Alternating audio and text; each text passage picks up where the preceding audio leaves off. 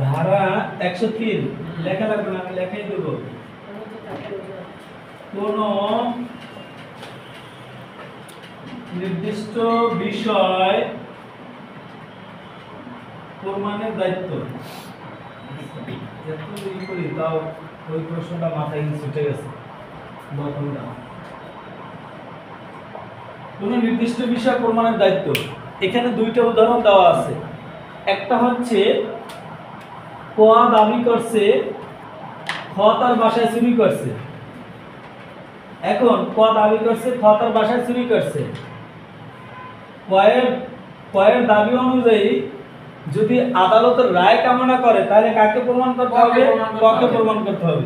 কিন্তু ক এখানে ভিন্নতা দাবি করছে। ক দাবি করছে খয়ের বাসায়, মানে ক দাবি করছে তার বাসায় খ চুরি করছে, কিন্তু এই চুরির কথা কার কাছে স্বীকার করছে?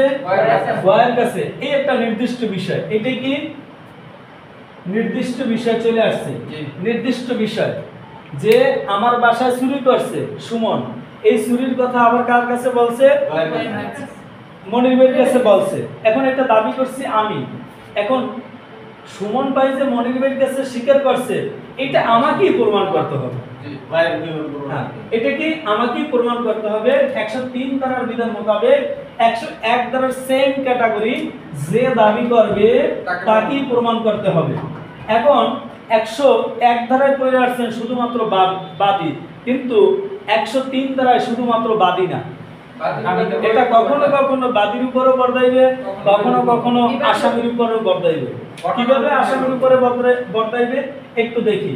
আপনি একটি খুনের মামলায়, তাহলে আমরা ধরে নিলাম, যেহেতু উদাহরণ খুন দিয়ে দিতে আসি, তাহলে ধরে নিলাম সিপিসির ক্ষেত্রে প্রযোজ্য হবে, সিআরপিসির ক্ষেত্রেও কি হবে? প্রযোজ্য হবে।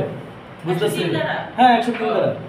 102 ধারা শুধুমাত্র কি দেওয়ানি মামলার ক্ষেত্রে প্রযোজ্য। 101 ধারা দুইটাই, আর 103 ধারাটা সিপিসি সিআরপিসি উভয় ক্ষেত্রে প্রযোজ্য। কিভাবে প্রযোজ্য? সুমন সাহেব একটি খুনের মামলায় অভিযুক্ত হইল। এখন সুমন সাহেব দাবি করলো যে আমি কোথায় ছিলাম, ওই যে কুয়াকাটার একটা উদাহরণ দিয়েছিলাম, আমি শুক্রবার দিন কোথায় ছিলাম? কুয়াকাটা ছিলাম। এখন ওই যে কুয়াকাটা ছিল, এটা একটা নির্দিষ্ট বিষয়। এখন কুয়াকাটা যেই বোর্ডিং এ ছিল, যেই হোটেলে ছিল, ওই হোটেলের কি টিকিট দেখাই দিবে, রেজিস্টার দেখাইয়া সে কি করবে? প্রমাণ করবে সে এই ঘটনার সাথে জড়িত না। ক্লিয়ার পেলিবি অন্যত্র থাকার অজুহাত দাবি করতে আছে। তাহলে এই সুমন 103 ধারাটা কি আসামির ক্ষেত্রে প্রযোজ্য হইল না? আবার বাদীর ক্ষেত্রে এই প্রথম উদাহরণটা প্রযোজ্য হইল, তাহলে 103 ধারাটা বাদীর ক্ষেত্রে প্রযোজ্য হবে, বিবাদীর ক্ষেত্রেও কি প্রযোজ্য হবে। বুঝছেন তো? দুইটা উদাহরণে কি মাথায় সেট করে নেবেন, কখন বাদীর ক্ষেত্রে, কখন আসামির ক্ষেত্রে। ক্লিয়ার? এরপর আমরা চলে যাব 104।